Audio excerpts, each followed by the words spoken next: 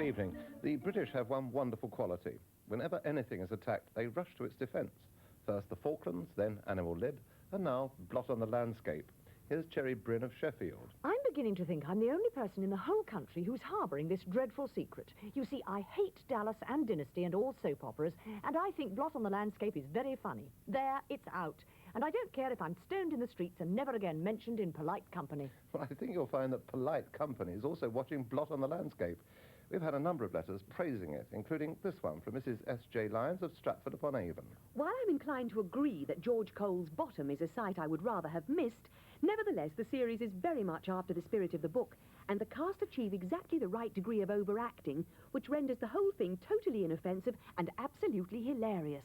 Thus the north of England and the Midlands, but what of the southwest? Well, here's John Farmer of Kingswear, Dartmouth. Dear Barry, Blot on the Landscape. Wonderful stuff. I've never laughed so much for ages, particularly the scene with George Cole trussed up like a spring chicken. So that's what our MPs get up to. Yes, makes you think, doesn't it? You know, it's been interesting to note the first reactions to the BBC's new twice-weekly serial, The Eastenders. Here's what some of you think of it. First, Stuart King of Wadebridge, Cornwall.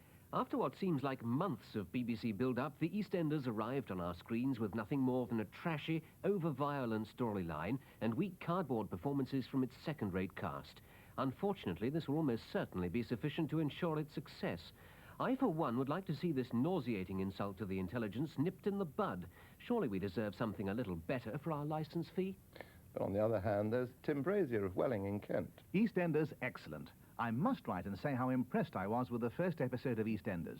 Its appeal was immediate because it was clearly rooted in reality. But, says Catherine Bright of Chesham, Is it really necessary to portray EastEnders as argumentative, aggressive and totally unlikable characters? What an insult to the real EastEnders.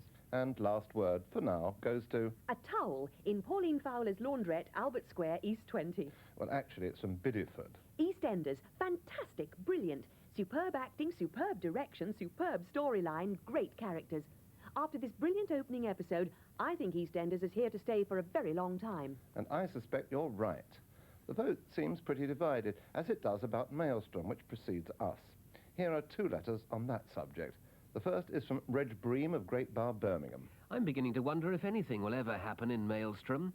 It is, I grant you, all very well to gaze at pretty scenery, quaint wooden houses and the immobile physiognomy of innumerable plastic dolls, but I do like to see a bit of action now and again. And Reg Bream concludes his letter. If things don't warm up by episode 6, I'm going to stop watching it. A touch of tongue-in-cheek. You see, there are only 6 episodes. There's a touch of tongue-in-cheek in this letter from Mrs. N.J. Cupper of Yeovil too. I would like to say how absolutely wonderful BBC's new series Maelstrom is. Here I am trying to stop biting nails when Catherine Durrell goes into the house on the island all by herself. I'm sorry, Nails, but you don't stand a chance against that. No comment. There's been a lot of new things happening on the BBC lately. Even the logo and the weather are different. Peter Smith of Warwick comments, I'm writing to say how much I like the new BBC Globe. The gold colour adds a great touch. Peter Smith goes on, The main subject of this letter is the new and wonderful BBC Weather Service. The presentation especially is excellent. but... One problem, the clouds. I can't see where they end, or where they start for that matter. Maybe some sharper graphics, please? And here's Catherine Haskell of Blaydon, Oxford. I am a great fan of the old weather symbols, and when I heard that they were stopping using them, I thought, Barry took. You thought...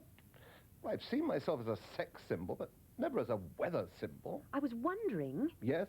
if you could send me a cloud or 2, if it's possible. Well, I'm afraid it isn't possible. The weather chaps have had a number of requests for clouds and so on, but they can't give them away, so please don't write and ask. Like they say about cashing cheques in pubs, don't ask, a refusal may cause offence. But here's John Jones of Bournemouth being silly. Near the end of A Change in the Weather, BBC 2, February the 18th, I distinctly heard Bill Giles say that the weathermen were always looking at new displays. One person's warm front can be the cause of another person's ridge of high pressure. New displays? New displays! Good enough a blot on the landscape. But here now are your thoughts on the new improved Wogan to be taken 3 times weekly. Linda Tierney of Worthing leads the way. Old Wogan has done it again, hasn't he? You just can't keep a good leprechaun down, can you? Never could stand the man on the radio, don't know why, but on the box he's magic. And Rudy Otter of Greenford asks, Why is BBC One putting Terry Wogan on only 3 times a week? and suggests a new schedule. 7 a.m, wake up with Wogan. 8 a.m., breakfast with Wogan. 9 a.m., go to work with Wogan. 12 p.m., lunchtime with Wogan. 3 p.m., afternoon with Wogan. 5 p.m., good evening, Wogan. 7 p.m., relax with Wogan. 8 p.m., the wonderful world of Wogan. 9 p.m., the news with Wogan. 10 p.m., wind down with Wogan. 11 p.m., good night with Wogan. And Rudy Otter adds a seriously, though. Seriously, though, haven't we already had more than enough of his boring brand of bonhomie and buffoonery to last a lifetime? What do other viewers think? Well, doubtless you'll tell us. This is what Miss Susan Bunker of Stepney, and I suspect many others, think. Thank goodness Terry Wogan is back at last. I was beginning to suffer badly from Wogan withdrawal symptoms. Now here's T.R. Oliver of Ipswich on the subject of a play I'm sure many enjoyed. I would like to convey my pleasure having watched The Unknown Soldier on BBC Two on Sunday night. Please pass on my thanks to whom it may concern for an excellent production. There are too few plays, films shown on television which in my humble opinion become standards, that is, remembered and recalled for several years hence, as I feel this one will. Well, there's no doubt that Steptoe and Son is one of those standards. An episode was repeated last week and reminded us all of the brilliance of Corbett and Bramble, Galton and Simpson, and Duncan Wood, who produced it. We finish this week with another look at Steptoe and Son.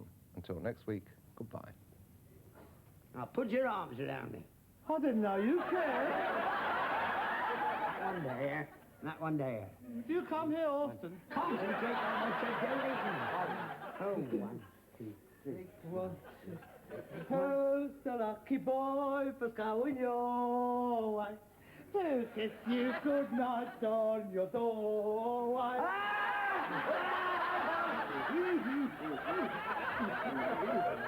I'm sorry, Dad. What did I do wrong? You stood on me bleeding foot. If you have any comments on BBC television programmes, please write to Points of View, BBC Television, London W12 8QT.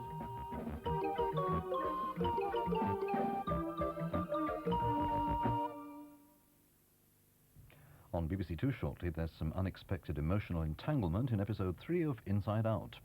In 25 minutes here on BBC One, Miami Vice begins a two-part story, The Hit List, and as Crockett's domestic problems come to a head, Tubbs battles to prevent him becoming the victim of a deadly assassin. Film 85 at 10:15 includes a look at a new production starring Clint Eastwood and Burt Reynolds, and after our regional programmes at 10:45, 11:15 is the time to meet tonight's ballroom champions.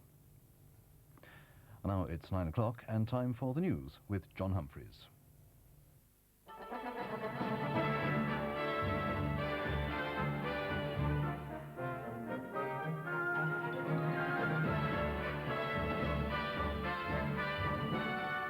The Americans try to stop the rush to dollars, and it helps the pound immediately. The rapist they called the Fox. He gets 6 life sentences. Empty classrooms as thousands of teachers strike for more pay. Britain's newest prison, the critics say it's too comfortable. And England caught out in the World Championships. Good evening. The seemingly unstoppable dollar has had a big setback. It's biggest for months. And it's happened on